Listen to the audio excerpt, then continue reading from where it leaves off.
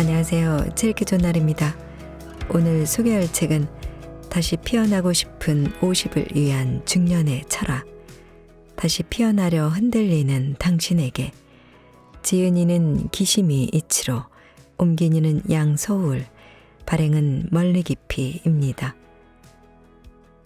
나이 50, 짊어진 것은 많고 버텨낼 힘은 줄어드는데 마음은 여전히 청년인 나이입니다.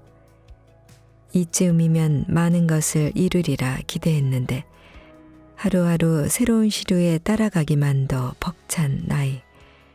이 모든 혼란 속에서 단 하나 지킬 수 있는 것이 있다면 바로 내 단단한 마음이 아닐까요? 지는 나이 50이 아닌 다시 피어나는 50이 되기 위해 채워야 할 중년의 철학이 필요한 이유입니다. 이 책은 베스트셀러 미움받을 용기의 저자 기시미 이치로가 집필한 중년을 위한 철학서입니다. 50의 중년이 당면한 문제는 자명한데요.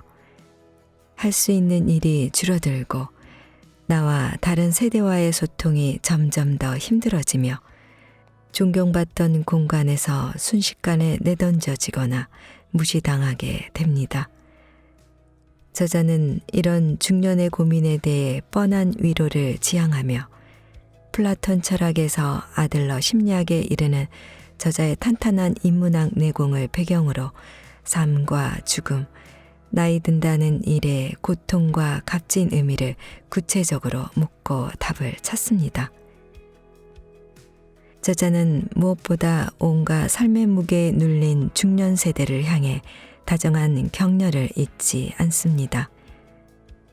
내가 의지했던 부모를 이제는 내가 모셔야 할 때, 내가 세상의 전부인 것처럼 기대던 아이들이 나를 무시할 때, 돈 버는 나와 행복한 나 사이에서 혼란스러울 때, 내가 아무 쓸모없는 존재처럼 느껴질 때, 외로울 때, 이 책을 통해 실질적인 변화를 이끌고 가치 있는 조언을 얻을 수 있을 것입니다. 자, 그럼 잠시 책 속으로 들어가 보겠습니다. 오늘도 칠기 좋은 날과 함께 즐거운 시간 되세요. 구독, 좋아요, 알림 설정은 사랑입니다.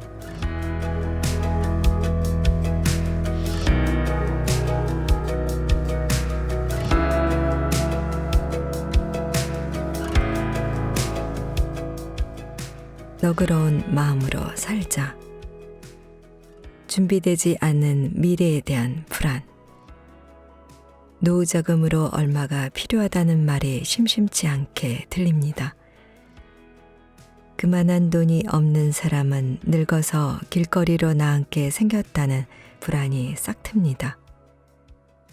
미래를 위해 모아둔 돈이 없으면 살아있을 자격이 없다는 뜻으로도 들려서 불안을 넘어 분노를 느낄 때도 많습니다.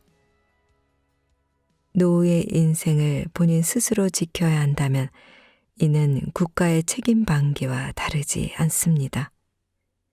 그러나 다른 한편으로 국가의 행복을 요구하고 싶지도 불행을 당하고 싶지도 않기 때문에 도리어 어떻게든 살아남기 위한 최선의 노력을 해볼 작정입니다. 앞으로의 인생을 생각하면 불안하지만 미래에 대한 불안 때문에 삶의 기쁨이나 행복을 흘려보내고 싶지 않습니다. 그렇다면 어떻게 하면 좋을까요? 인간은 반응자가 아니다. 혼자 살고 있습니다. 100세 시대라는 말에 걱정이 되어서 돈을 쓸 수가 없습니다. 여행도 하고 싶은데 사치라는 생각이 먼저 듭니다. 노후 자금이 얼마나 필요할지 걱정입니다. 저축한 돈은 자식에게 남겨주지 않고 여행을 하거나 즐거운 일에 쓰고 싶은데 노인시설에 들어갈 때 필요한 비용을 생각하면 할 수 있는 게 아무것도 없습니다. 어떤 식으로 생각하면 좋을까요? 모두 돈에 관련된 상담이므로 우선 돈이 없으면 불행해질지 모른다는 불안과 어떻게 맞서면 좋을지 생각해 보겠습니다. 이어서 사치에 대해서도 생각해 보겠습니다. 노후에 필요한 자금을 생각하면 여행은 고사하고 평소 물건을 살 때도 지금 꼭 필요한 건지 고민하고 망설이지 않을 수 없습니다. 물론 재산이 아주 많지 않으면 원하는 것을 뭐든지 살 수도 생각난다고 불수 여행을 떠날 수도 없습니다. 좋아하는 것에 가진 돈을 다 쓰고 싶어도 노후를 생각하지 않을 수 없습니다. 자식에게 돈을 조금이라도 남길 생각도 할 것입니다. 이처럼 미래에 대한 불안이 인간의 자유를 박탈하고 제한합니다. 그뿐 아니라 현실 생활에 곤란을 주기도 합니다. 사람은 어떤 제약도 없이 마음껏 자유로운 생활을 할 수 없습니다. 그렇지만 팍팍한 현실에 희롱당하며 사는 취약한 존재만도 아닙니다. 아들러는 인간은 외부의 자극에 단순히 반응하는 존재, 반응자가 아니라 행위자라고 말합니다. 인간이 특정한 사건이나 경험에서 모두 같은 영향을 받으며 반응하는 것은 아니라는 의미입니다. 인간은 외부의 자극에 단순히 반응하는 존재가 아니라 행위자이므로 어떤 행위를 할지 결정할 수 있습니다. 아들러는 마음과 신체가 모두 생명의 표현이며 과정이기 때문에 서로에게 영향을 주고받는다고 말합니다. 큰 재해나 사고를 당해 충격을 받으면 그 일이 마음에도 지대한 영향을 주게 됩니다. 마음이 받은 충격은 다시 신체에 영향을 줍니다. 늙음이나 질병으로 인해 신체를 자유롭게 움직일 수 없게 되면 그것이 마음에도 영향을 미치는 겁니다. 그러나 생각대로 신체를 움직이지 못하게 되었을 때도 사람은 누구나 자기 신체에서 일어나는 일을 같은 방식으로 받아들이지 않습니다. 젊을 때처럼 자유롭게 움직일 수 없게 되었어도 누구나가 절망하는 것은 아닙니다. 마음은 신체로부터 영향을 받지만 결정되는 것은 아닙니다. 심한 공복감을 느끼는 중에 눈앞에 빵이 하나 있다고 생각해 봅시다. 그런 내 앞에 나보다 더 배고프고 이 빵을 더 필요로 하는 사람이 보인다면 아마도 많은 사람이 그 빵을 양보할 것입니다. 인간이기 때문에 그런 판단을 할 수 있습니다. 그 중에는 배고픔을 참지 못하고 자기가 먹어버리는 사람도 있겠지만요. 이런 경우 공복은 빵을 먹게 하는 원인인데 플라톤의 말을 빌리자면 이는 부원인이며 진짜 원인은 아닙니다. 왜 진짜 원인이라고 할 수 없냐면 공복이라고 해서 반드시 빵을 먹는 것은 아니라 남에게 양보하는 사람도 있기 때문입니다. 진짜 원인은 선입니다. 이 선의 도덕적 의미는 없습니다. 배고프지만 빵을 먹지 않은 것이 선입니다. 즉, 나는 먹지 않고 남에게 양보하는 것이 나에게 도움이 된다, 이득이 된다라고 판단한 것입니다. 한편 빵을 먹은 사람도 그렇게 하는 것이 선이라고 판단했을 뿐입니다. 이런 상황을 고려하지 않은 상태에서는 어떤 판단이 옳은가 절대적으로 결정할 수 없습니다. 이를 현실 문제에 적용해 봅시다. 노후 자금을 충분히 확보하지 않았다고 해서 누구나 불안감을 느낄 필요는 없습니다. 이는 불안해하지 않아도 된다는 말도 그날의 번 돈은 그날에 써버리자는 생활 방식을 권장하는 것도 아닙니다. 팍팍한 현실 속에 미래를 생각하면 불안하겠지만 현실의 제약 때문에 비관하거나 절망하지 않아도 살아갈 수 있다는 뜻입니다. 도쿄, 교토, 하코다테, 나고야에서 연쇄 살인을 저지른 사형수 나가야마 노리오는 복역 중에 책을 출간했습니다. 나가야마는 무지와 빈곤 때문에 살인을 저질렀다면서 그의 친구는 모두가 가난했다라고 적었습니다.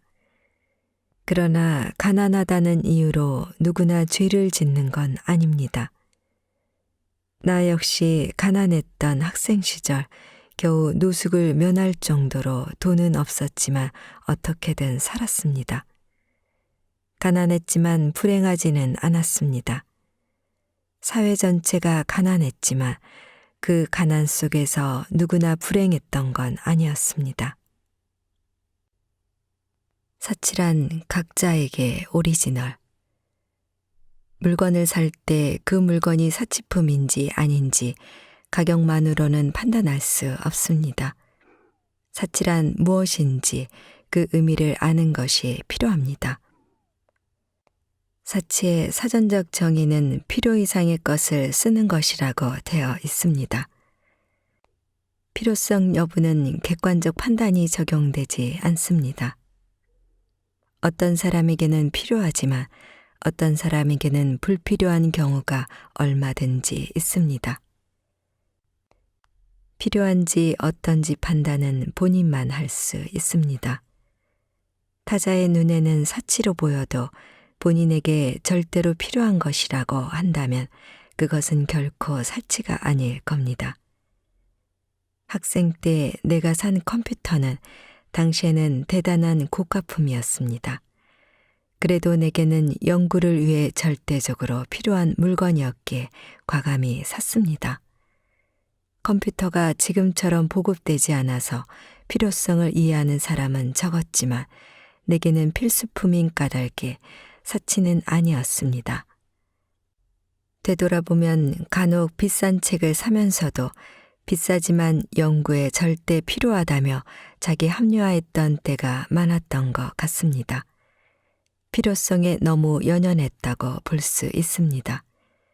이처럼 뭔가를 살 때 필요성 여부에 지나치게 비중을 둔 경험이 있을 겁니다. 기념일에 꽃을 사는 건 사치일까요? 그 꽃은 필요할 수도 필요하지 않을 수도 있습니다. 하지만 비싸서 사지 않겠다거나 꽃이 고픈 배를 채워주지 않는다는 등의 말을 하면 꿈이 없는 인생이 되어 버립니다. 세상에는 돈으로는 가치를 따질 수 없는 사치가 무궁무진합니다. 온종일 상과들을 다니며 자연을 만끽하거나 굳이 멋진 관광명소를 섭렵하지 않더라도 마음에 드는 곳에서 잠시 살아보는 여행 등은 비싼 돈을 들이지 않고도 누릴 수 있는 사치입니다. 일이나 공부를 위해서가 아니라 즐기기 위해 책을 읽는 것도 말하자면 아주 값싼 대가로 누릴 수 있는 사치이지요. 찾으면 사치할 것이 한없이 보입니다. 통상적 의미에서 욕망을 의미하는 사치도, 필요성에 근거한 사치도 그 바탕에는 생산성의 가치를 둔 시각이 있습니다. 진정한 사치는 무형의 것에 있습니다. 생산성, 유용성, 경제성과는 무관합니다. 미래를 생각해서 전략해야 하는 것은 사실입니다.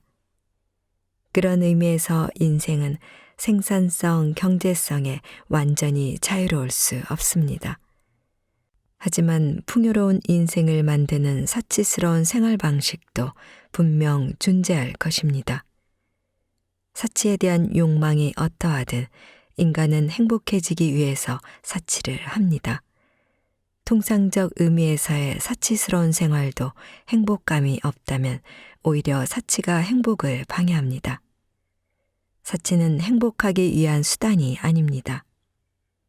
내가 행위를 함으로써 행복을 느낀다면 사치스럽게 살고 있는 겁니다. 행복에는 다른 사람이 이해하기 어려운 지점이 있습니다.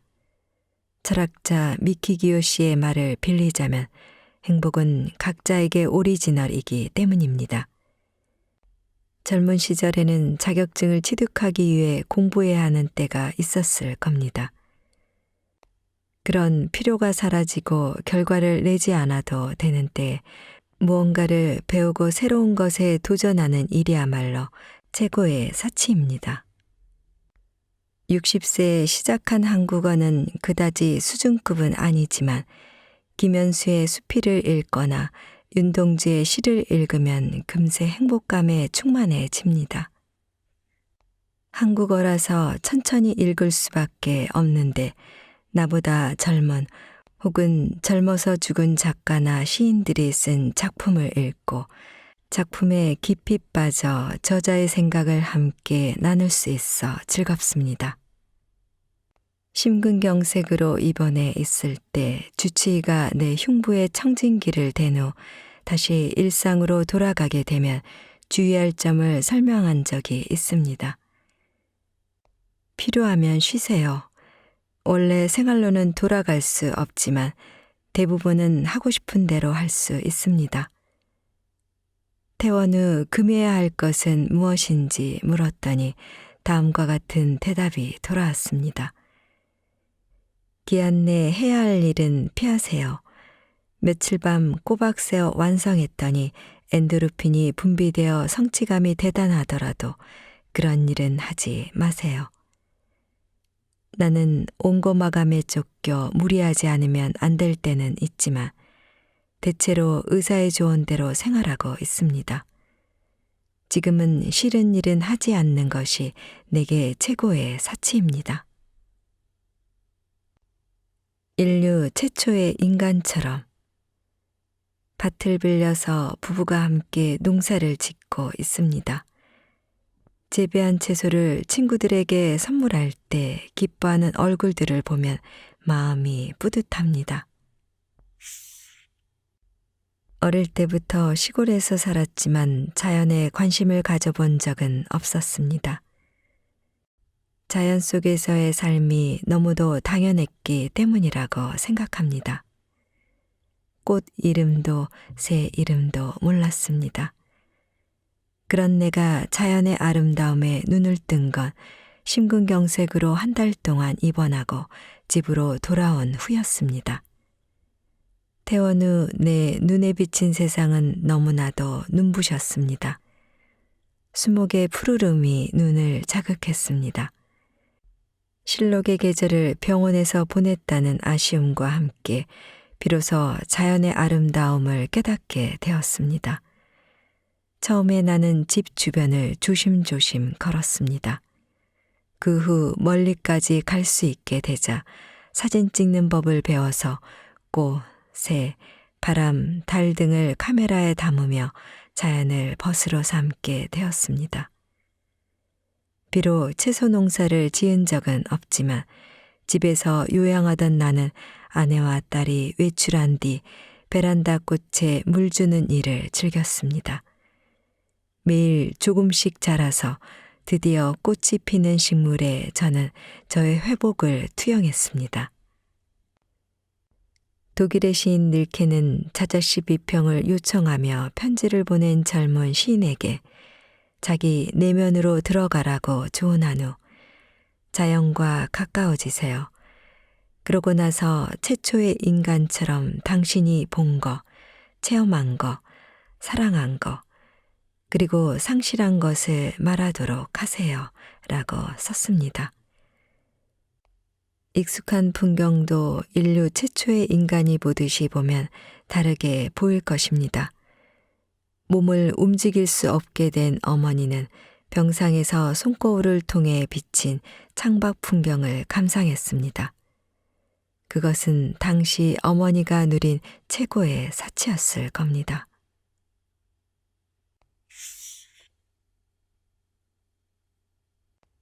가질 수 없는 것을 놓아주자. 무질서 속의 질서. 한 잡지사 기자에게서 정리법에 관한 취재를 요청받은 적이 있습니다.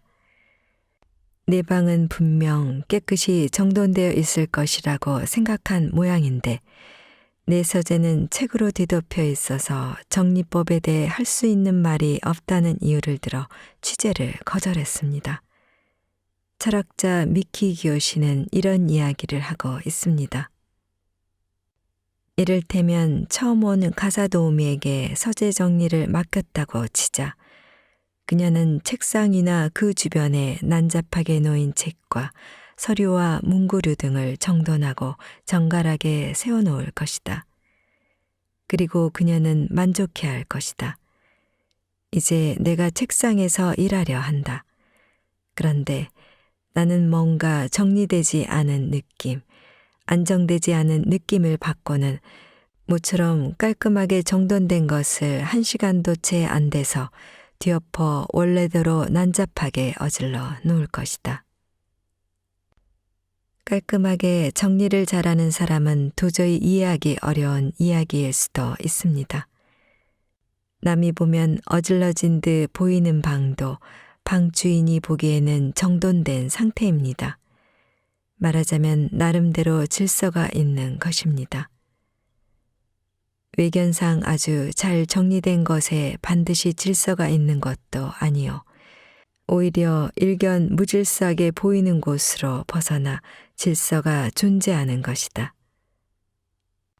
먼저 자신이 납득할 수 있고 생활의 편리를 위해 정돈하면 되는 것이지 타인에게 어떻게 보이는지가 최우선은 아닙니다. 불필요하다고 판단한 물건을 없앨 수는 있으나 버려야 한다는 판단을 할 수 없습니다. 처분하려는 것은 외적인 질서를 위한 것이며 분명히 보기에는 깔끔해도 반드시 질서와 일치하지는 않습니다. 왜 그럴까요? 처분할 수 없는 것들. 소크라테스 철학을 계승한 디오게스라는 철학자가 있습니다. 그는 생활상의 필요를 최소한으로까지 전략하여 자족한 생활을 보냈습니다. 어느 날 손으로 시냇물을 떠서 마시는 아이를 보고 나는 이 아이에게 패배했다라며 주머니 가방 속 밥그릇까지 버렸습니다. 가진 걸 모두 처분하면 당장 생활이 곤란할 수 있습니다. 하지만 가급적 가벼운 마음으로 일상의 물건을 정리하려는 사람에게는 가능하다면 디오게네스처럼 사는 방식이 이상적이지 않을까요? 내 서재는 책에 파묻혀 있습니다. 이곳을 정리하는 가장 간단한 방법은 필요하지 않은 책을 치워 없애는 겁니다. 그러나 사실 실행하기 어렵습니다. 왜냐하면 지금은 필요하지 않지만 언젠가 필요할 수 있고 실제로 필요해지기 때문입니다. 간혹 남에게 빌려준 책이 필요해질 때도 있어 난감하곤 합니다. 처분하는데 어떤 주저함도 느끼지 않는다면 결단을 내리느라 쩔쩔맬 필요가 없습니다. 나중에 필요하게 될지도 모른다고 생각하니까 망설입니다. 문제는 처분하려는 것이 물건이 아니기 때문입니다. 단순한 물건이라면 가차없이 버립니다. 기분도 후련해집니다. 그런데 추억이 쌓인 것은 물건이 아닙니다. 책을 처분하려 해도 집어들면 언제 샀고 어떻게 읽었는지 그 책에 담긴 역사가 떠오릅니다.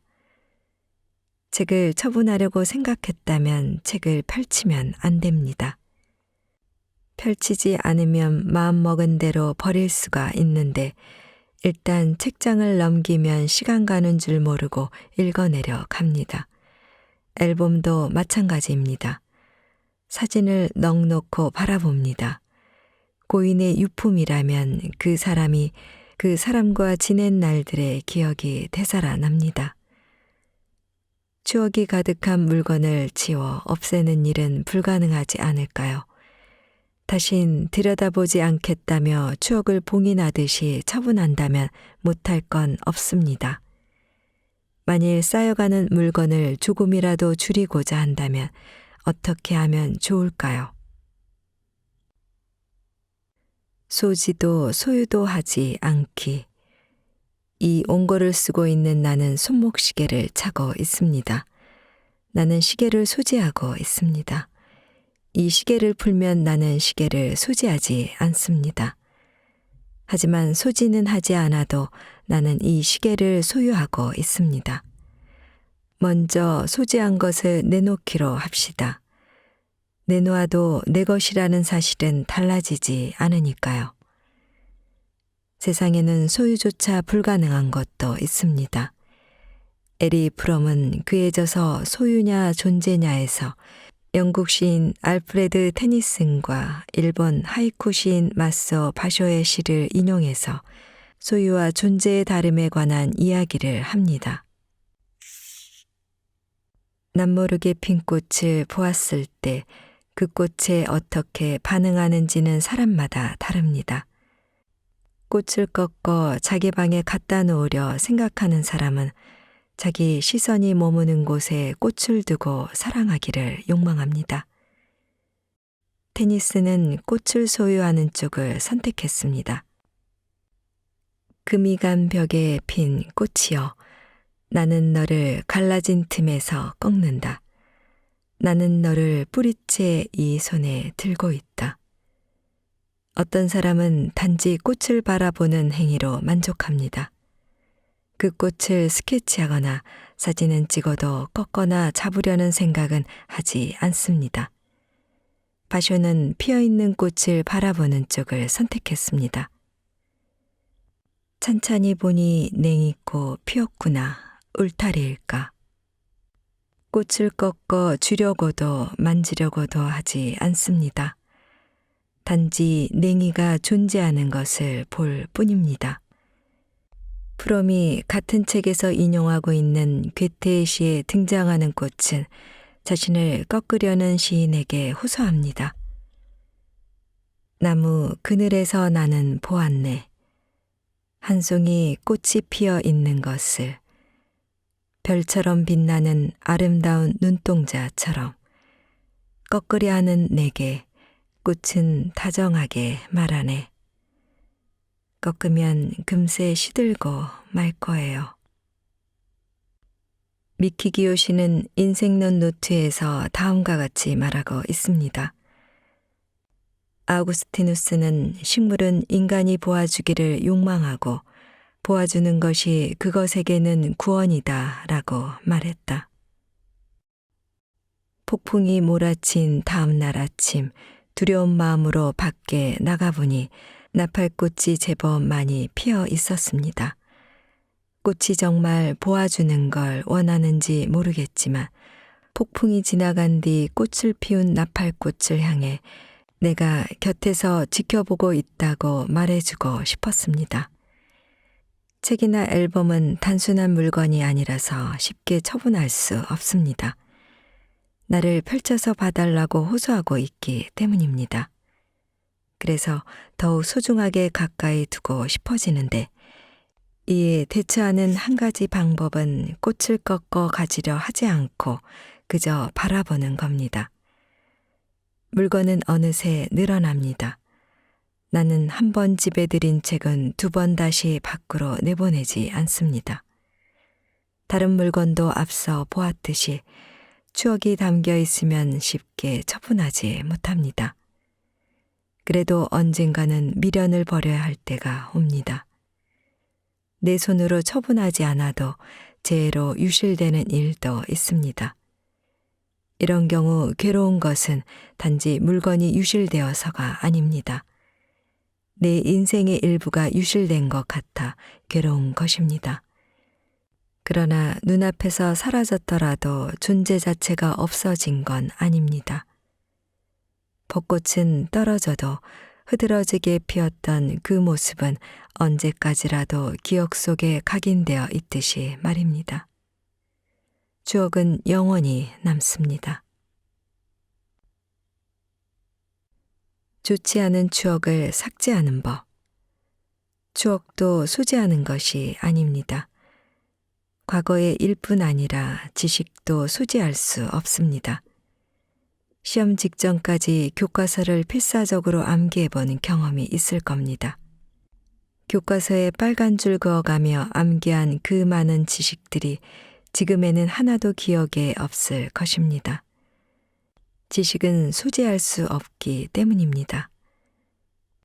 그러다가도 불쑥 되살아나는 때가 있습니다. 지식이든 경험이든 무언가를 기억하는 것은 날아가는 새를 그물로 잡아서 가둬두는 것과 같습니다. 그물로 한 번에 잡을 수 있는 새의 수는 한계가 있습니다. 그래서 잡으면 새장에 넣어야 합니다. 떠올린다는 것은 새장 속에 있는 새를 문득 생각해내는 감각입니다. 노리고 있던 새는 잡히지 않고 예상치 못한 새가 그물 속으로 들어와 새장 속에 갇히기도 합니다. 모든 것을 의식적으로 기억할 수는 없습니다. 다른 비유를 하자면 기억한다는 것은 손에 든 책을 책장에 세워두는 것입니다. 지식을 소지하지 않아도 필요한 책이 책장 어디에 있는지 알기 때문에 필요할 때 쏙쏙 꺼낼 수 있습니다. 그렇다고 한다면 마찬가지로 추억이 담긴 물건에 집착하지 않아도 됩니다. 이 책장에 꽂을 책을 가능한 한 정산하기 바랍니다. 즉, 좋지 않은 추억은 삭제하는 겁니다. 집착의 사례로 다음과 같은 이야기를 앞서 소개한 적이 있습니다. 구름 한 점 없이 맑은 날 출근하는 남편에게 아내가 오늘은 비가 올지도 모르니까 우산 가져가요 라고 말합니다. 남편은 날씨가 이렇게 좋은데 무슨 비가 오겠냐며 뿌리치고 나갔습니다. 그러면서도 그날 내내 하늘을 올려다봅니다. 이것이 집착입니다. 집착이나 과거에 경험한 것에 매달리기를 멈추면 좋은 기억만이 살아나게 됩니다. 물건은 처분할 수 있습니다. 지식이나 추억도 사고방식을 전환하면 처분할 수 있게 됩니다. 인간관계는 정리할 수 있을까? 인간관계에 대해서는 어떻게 생각하면 좋을까요? 일본어나 고대 그리스어는 나에게는 자식이 있다는 식의 어법을 씁니다. 자식은 부모가 소유한 것이 아니라 부모와의 관계 속에 존재한다는 의미입니다. 자식은 부모와 무관하게 살지 않고 부모와의 관계 속에 존재합니다. 부모는 자식 신상에 일어나는 일에 무관심하게 있을 수 없어서 자식과 함께 웃고 울지만 자식이 부모의 기대를 충족해 주어야 하는 건 아닙니다. 어렸을 때 자식은 부모의 지원이 있어야 살 수 있었기 때문에 부모나 주변 어른이 자신에게 무엇을 해줄지 그것만 생각했습니다. 자식이 이렇게 생각하는 데에도 일리는 있습니다.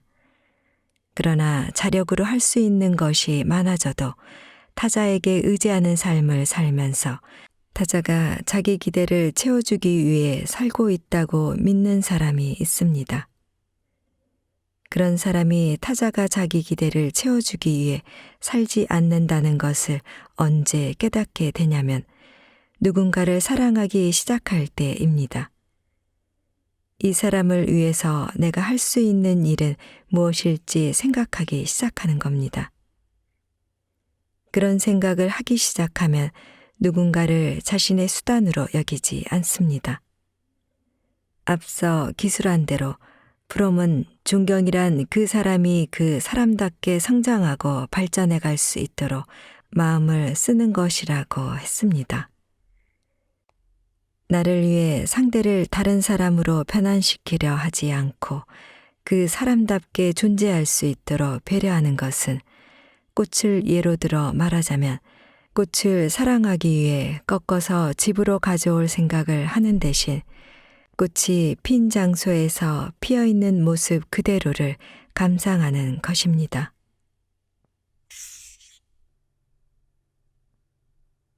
사람은 언제든지 변할 수 있다. 사람은 변할 수 있을까? 나 자신을 좋아하는지라는 질문에 무조건 좋다고 대답할 수 있는 사람은 그리 많지 않을 겁니다. 심리 상담을 받으러 오는 사람들에게 자신을 좋아하는지 물어보면 좋아하지는 않는다거나 개중에는 너무 싫다는 답변을 하는 사람도 많았습니다. 왜 이런 대답이 나오냐면 어릴 때부터 주변 사람들로부터 자주 자신의 단점이나 결점을 지적받았기 때문입니다.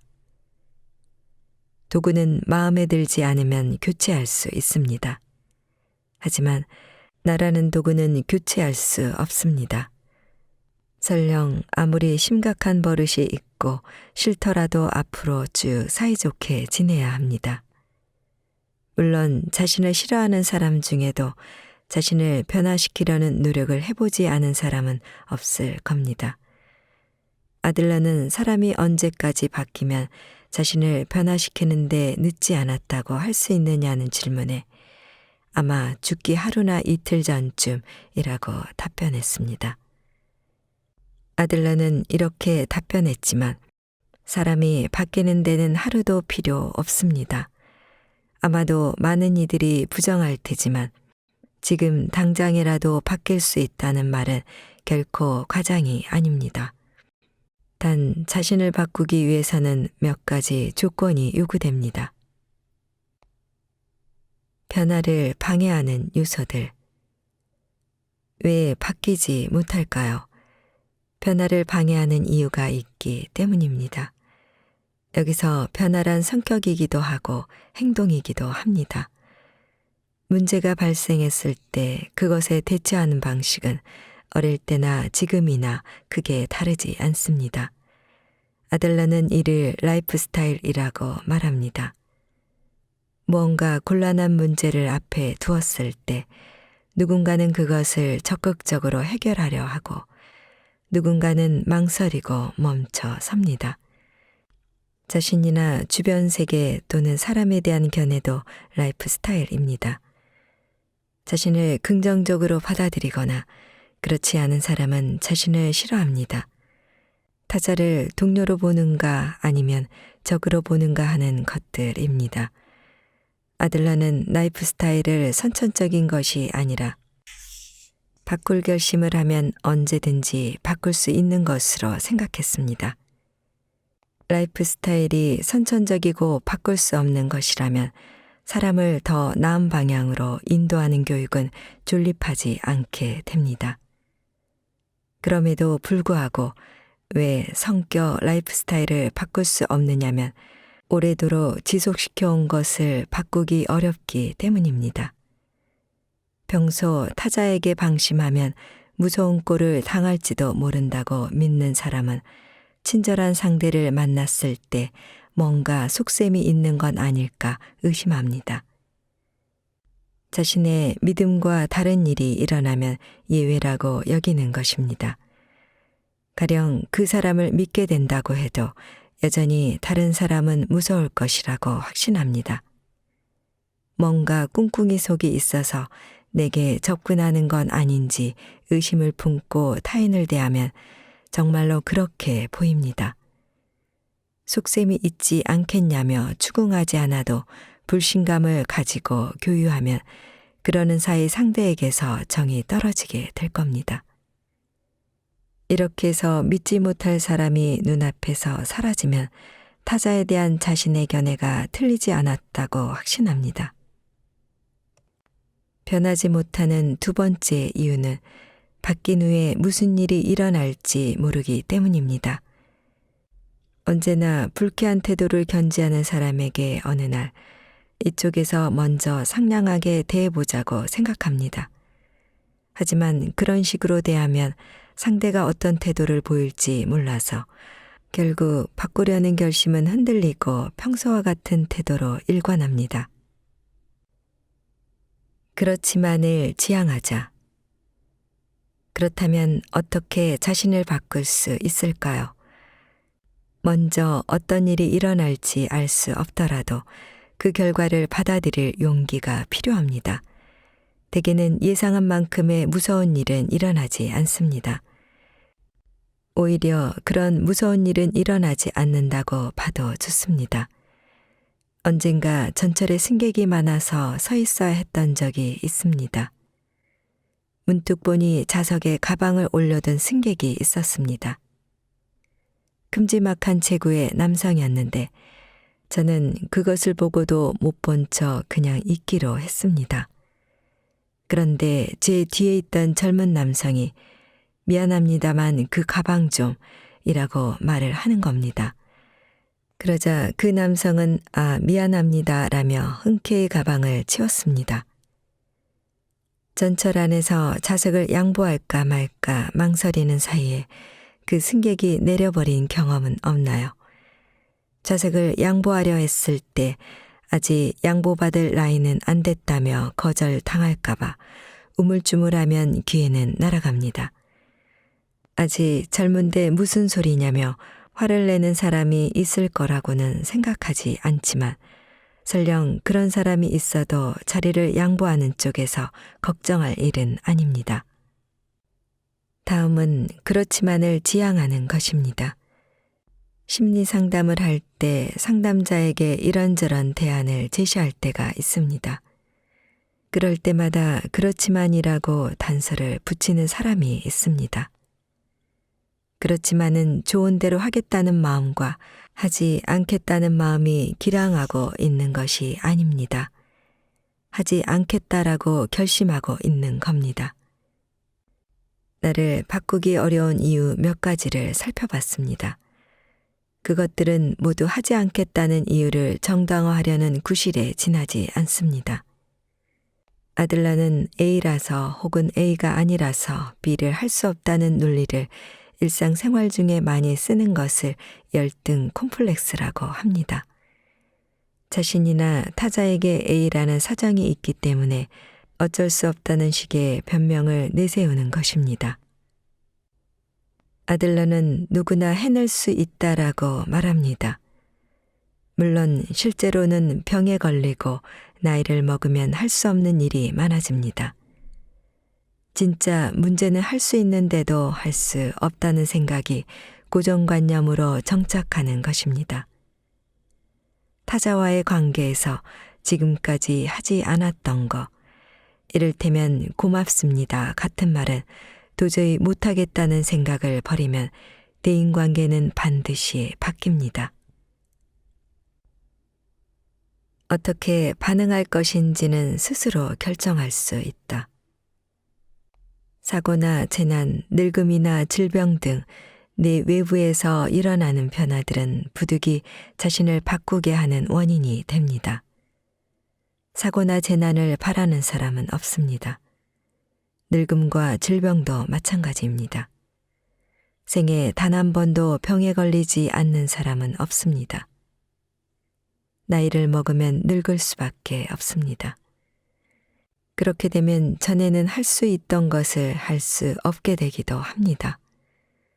그렇다고 해서 위축될 필요는 없습니다. 앞에서 살펴봤듯이 아들러는 인간은 외계로부터의 자극에 단순히 반응하는 존재, 반응자가 아니라 행위자라고 했습니다.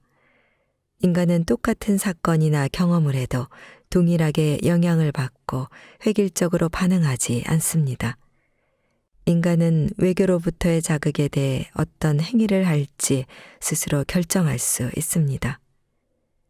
재해나 사고 등 외부로부터 오는 자극, 질병이나 늙음 등 신체 내부로부터 오는 자극에 어떻게 반응할지, 그것을 어떻게 받아들일지는 사람에 따라 천차만별입니다. 확실한 건 이들 경험을 통해 이후 어떻게 살아갈지를 스스로 결정할 수 있다는 겁니다. 신상에 일어나는 사건에 압도되면 순식간에 불행의 나락으로 떨어졌다고 느낍니다. 아픔은 지독하고 슬픔은 치유하기 어렵지만 그런 사건이 인생을 불행으로 떨어뜨리는 건 아닙니다. 이후 어떻게 살아갈지 결정할 수 있는 지점에 인간의 존엄성이 있습니다. 지금부터 바꿀 수 있다. 앞에서 이후 어떻게 살아갈지 결정할 수 있다고 했는데 지금부터라는 말로도 대체할 수 있습니다. 우선 자신을 기다리고 있는 것이 반드시 무서운 일은 아니라는 점을 알아야 합니다. 경험한 적 없으면 무서운 법이지만 모르는 것이라고 두려워하는 것은 상식적이지 않습니다. 늙음은 어떻게 될지는 타자를 보면 어느 정도 알 것도 같습니다. 하지만 자신이 실제로 어떻게 될지는 모릅니다. 늙음은 피할 수 없습니다. 그렇다면 처음부터 회피할 게 아니라 늙음이라는 현실을 받아들여야 합니다. 앞에서도 보았듯이 늙음은 질병도 변화일 뿐입니다. 중국어에는 별로라는 말이 있습니다. 다만 늙게 될 뿐 가치는 떨어지지 않습니다. 진학, 취직, 결혼 같은 행운을 성공으로 보는 사람도 있을 겁니다. 그러나 성공했다고 다 행복한 건 아닙니다. 반대의 경우로 사고나 재해를 당하는 것, 질병에 걸리는 것이 불운이고 불운을 만났다고 반드시 불행해지는 건 아닙니다. 미키기요 씨는 앞서 언급한 책에서 행복은 존재와 관계가 있다고 말합니다. 인간은 무언가를 달성하지 않아도 행복하게 존재한다는 의미입니다. 질병에 걸려도 늙어도 살아있는 것 자체에 가치가 있으며 살아있는 것 자체만으로 행복하다는 점을 알면 어떤 일이 벌어진들 마음은 미동도 하지 않을 것입니다. 나의 한계를 극복하는 의욕. 나이를 먹으면 행동이 느려지는 건 피할 수 없는 현상입니다. 젊었을 때처럼 언제나 민첩하게 움직이고 싶지만 몸이 생각대로 따라주지 않습니다. 그러나 의욕은 스스로 조절할 수 있습니다. 아닌 게 아니라 당장 처리해야 할 업무가 있는데도 의욕이 나지 않을 때는 아무리 의욕이 솟기를 기다려도 소용없습니다. 의욕이 생기지 않는 것을 지금 해야만 하는 일을 하지 못하게 하는 이유로 삼고 있는 것입니다. 이는 열등 콤플렉스입니다. 몰두하지 않으면 안 될 일에 몰두할 수 없는 이유로서 의욕이 나지 않는다는 것을 내세웁니다. 반대로 의욕이 나는 것은 의욕이 필요하다는 판단을 스스로 하기 때문입니다. 같이 놀아달라고 주르는 아이를 건성으로 대응하면 당장 손자의 미움을 받을 것이 확실해서 미움받지 않으려 의욕을 냅니다. 이렇게 보면 의욕이 움직임을 조정하는 것이 아니라 어떤 상황에서는 그럴 필요가 없다고 판단하는 것임을 알 수 있습니다. 필요에 대응해서 의욕을 만들어낼 수 있다면 평소 생활에서도 많은 일을 재빨리 처리할 수 있을 겁니다. 하지만 반드시 늘 민첩하게 행동하지 않아도 될 뿐더러 행동이 느린 자신을 미워할 필요는 없습니다. 책은 슬로라이프의 좋은 친구. 할 수 없는 일이 하나둘 늘고 있습니다. 귀찮아지거나 피로해서 그렇습니다. 정원 가꾸기도 자전거 타기도 느릿느릿합니다. 느림을 즐기는 법을 알려주세요. 지금이야말로 뭐든지 느리게 하는 것을 즐기면 됩니다. 지금 시대는 인간의 가치를 생산성으로 평가합니다. 무언가를 할 수 있다는 것에 가치를 부여합니다. 그런 만큼 빨리 이루어야 좋게 평가합니다. 중국 선전에서 독서 강연을 할 때였습니다. 내 앞순서로 연단에 선 강사는 다독과 속독에 대해서 강연했습니다. 비즈니스에서 성공하기 위해 모인 중국 젊은이들은 그의 이야기를 열심히 경청했습니다. 젊은 사람들에게 독서는 지식과 정보를 얻기 위한 수단이며 그래서 더 속독법을 배우고 싶었을 겁니다. 나는 성공하지 않아도 괜찮습니다. 책은 성공하기 위해 읽는 게 아닙니다. 그러니 속독은 의미가 없습니다.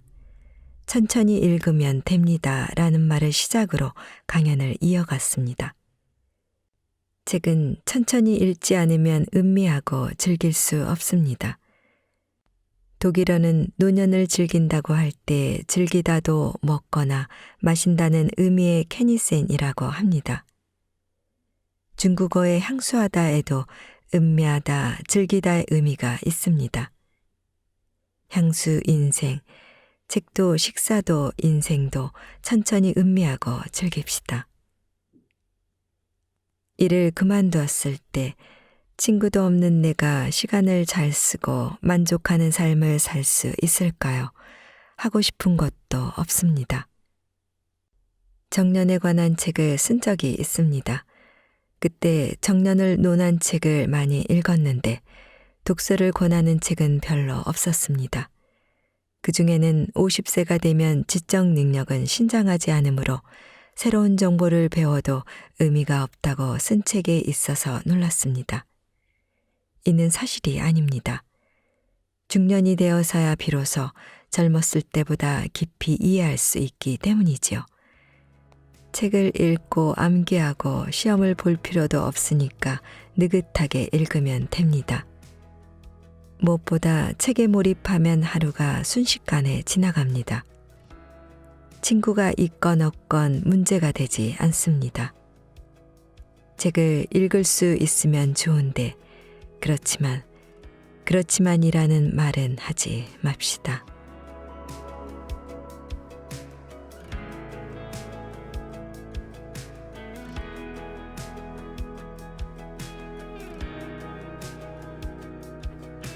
책 읽기 좋은 날 오늘은 다시 피어나려 흔들리는 당신에게를 보내드렸습니다. 감사합니다.